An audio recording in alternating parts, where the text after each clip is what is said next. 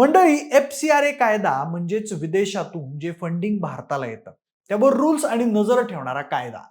पण हाच कायदा आता मोदी सरकारनं अमेरिकेच्या दबावामुळे मागे घेतलाय. खरं तर मंडळी, यंदाचं पावसाळी अधिवेशन केंद्र सरकारसाठी जरा डोकेदुखीचंच ठरलं. विद्यार्थ्यांवर झालेल्या लाठी हल्ल्यामुळे संसदेत विरोधकांनी मोदी सरकारला चांगलंच जेरीस आणलं. या गोंधळातही सरकारनं काही विधेयक पास करून घेतले. पण एक महत्वाचं विधेयक म्हणजेच FCRA विधेयक पास करण्याचा सरकारचा प्रयत्न मात्र अर्धवट राहिला.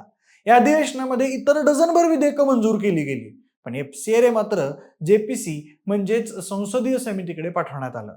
म्हणूनच FCRA विधेयक नेमकं आहे काय? FCRAचा अधिवेशनाच्या अगोदर सरकारने आणि भाजप समर्थकांनी खूप बोलबाला केला होता, तरी हे विधेयक मंजूर का होऊ शकलं नाही?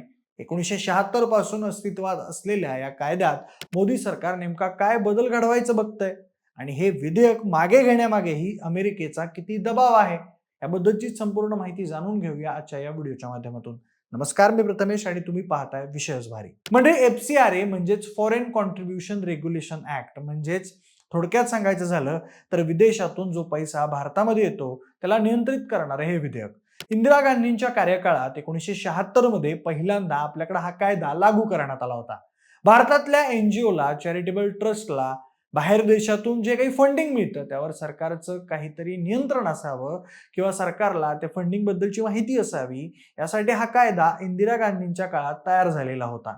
कुठली NGO, चॅरिटेबल ट्रस्ट किंवा धार्मिक संस्था यांना परदेशातून ते निधी स्वीकारू शकतात की नाही हे कंट्रोल या कायद्याच्या माध्यमातून केलं जातं. जर निधी घ्यायचा असेल तर गृह मंत्रालयाकडे रजिस्ट्रेशन करणं, दर 5 वर्षांनी ते रिन्यू करणं आणि सोबत जे इतर वेगवेगळे नियम आहेत, संस्थेचे काही किचकट अटी आहेत, या सगळ्याचं पालन करावं लागतं. त्यानंतर वेळोवेळी या कायद्यात बदल करण्यात आले. भाजपा सरकार आल्यापासून मात्र देशात होणाऱ्या प्रत्येक आंदोलनात सरकार अस्थिर करण्यासाठी आणि देशात गोंधळ निर्माण करण्यासाठी सरकार विरोधी आंदोलनांना पैसे पुरवण्याचं काम विदेशातील काही शक्ती करत असतात, असा भाजपा सरकारचा नेहमीचा आरोप आहे. त्यामुळे हा कायदा पास होणं सरकारसाठी अत्यंत गरजेचं होतं. देशाची आर्थिक पारदर्शकता धोक्यात येऊ नये म्हणून परदेशी पैशांवर लक्ष ठेवणं हा या कायद्याचा मुख्य उद्देश आहे. त्यात परदेशी निधीचा वापर धर्मांतर, देशाविरोधी कारवाया किंवा सामाजिक अस्थिरता निर्माण करण्यासाठी होऊ नये, या निधीचा वापर गरीब कल्याण, शिक्षण आणि आरोग्यासाठीच व्हावा, असा सरकारचा यामागचा हेतू होता.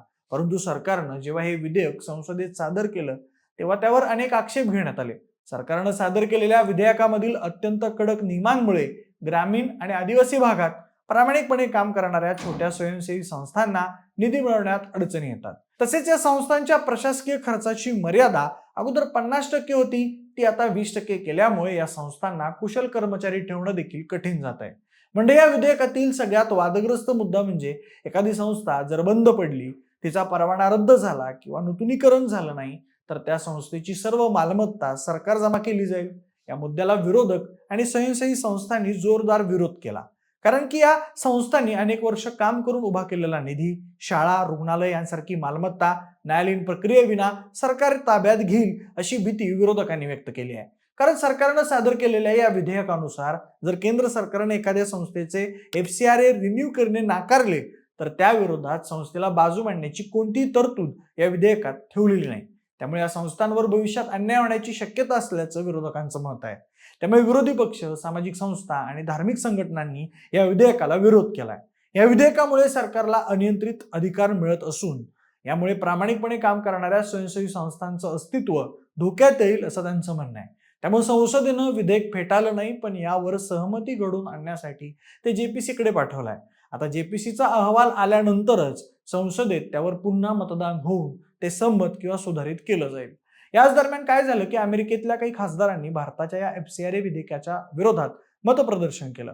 त्यासोबतच तिथल्या काही संस्था, काही आंतरराष्ट्रीय NGOंनी भारत सरकारच्या FCRA कायद्यावर टीका केली. त्यांचं असं म्हणणं आहे की FCRA विधेयकामुळे अमेरिकेतून मिळणाऱ्या देणग्या आणि तिथल्या धर्मादाय संस्थांच्या निधीवर मर्यादा आली आहे.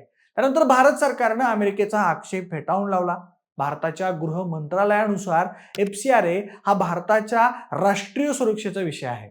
भारतातील राजकीय घडामोडी, स्थानिक आंदोलनं किंवा निवडणुकांवर परदेशी निधीद्वारे प्रभाव टाकला जाऊ नये म्हणून या विधेयकाची गरज असल्याचं सरकारनं स्पष्ट केलंय. परदेशातून येणारा अब्जावधी रुपयांचा निधी धार्मिक धर्मांतरासाठी किंवा सामाजिक अस्थिरता निर्माण करण्यासाठी वापरला जात असल्याचा संशय सरकारने या अगोदर अनेकदा व्यक्त केलाय. त्यासोबतच एक महत्वाची बाब म्हणजे अमेरिका स्वतः अशाच प्रकारचा कायदा वापरते. अमेरिकेत FARA नावाचा अत्यंत कडक कायदा 1938 पासून अस्तित्वात आहे. त्यानुसार कोणताही परदेशी निधी घेणारा गट किंवा संस्था अमेरिकेत काम करत असेल तर त्यांना फॉरेन एजंट म्हणून नोंदणी करावी लागते आणि आर्थिक पारदर्शकता ठेवावी लागते. त्यामुळे भारतानं FCRA कडक केला आणि त्यावर अमेरिकेनं आक्षेप घेण्याचा संबंध नाही असं भारत सरकारचं मत आहे. पण यात नेमकं झालं असं की कावळा बसण्याची आणि फांदी तुटण्याची वेळ एकच झाली. तिकडे अमेरिकेने आक्षेप घेतला आणि इकडे मोदी सरकारने FCRA पुढे ढकलला आणि त्यातच अमेरिकेत अदानी यांच्यावर दाखल असलेले गुन्हे मागे घेण्यात आले. त्यामुळे विरोधकांना आयतं कोलीत मिळालं आणि त्यांनी असे आरोप करायला सुरुवात केली की अमेरिकेच्याच दबावामुळे सरकारनं हे विधेयक मागे घेतलं. गेल्या काही दिवसात अमेरिकेनं रशियाकडून तेल खरेदी केल्यामुळे भारतावर लादलेले टॅरिफ, H1B व्हिसा वर लावलेले निर्बंध आणि इतर अनेक ठिकाणी भारतावर नामुष्की आणण्याचा प्रयत्न करत आहे आणि त्यावर आपल्या सरकारतर्फे त्यांना म्हणावं तसं प्रत्युत्तर एकदाही दिलं गेलेलं नाहीये.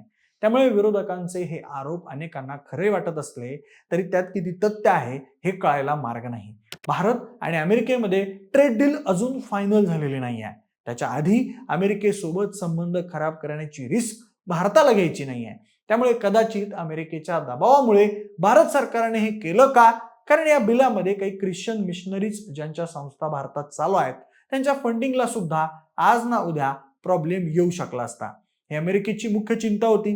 त्यामुळेच अमेरिकेने भारताला कात्रीत पकडून हे विधेयक मागे घेण्यास भाग पाडलं का असा प्रश्न उपस्थित होतो. हे विधेयक भाजपसाठी फार महत्वाचं आहे कारण याचा वापर करून भाजपच्या दृष्टीने ज्या देशविघातक शक्ती आहेत त्यांची फंडिंग रोखण्याचं काम यामार्फत झालं असतं.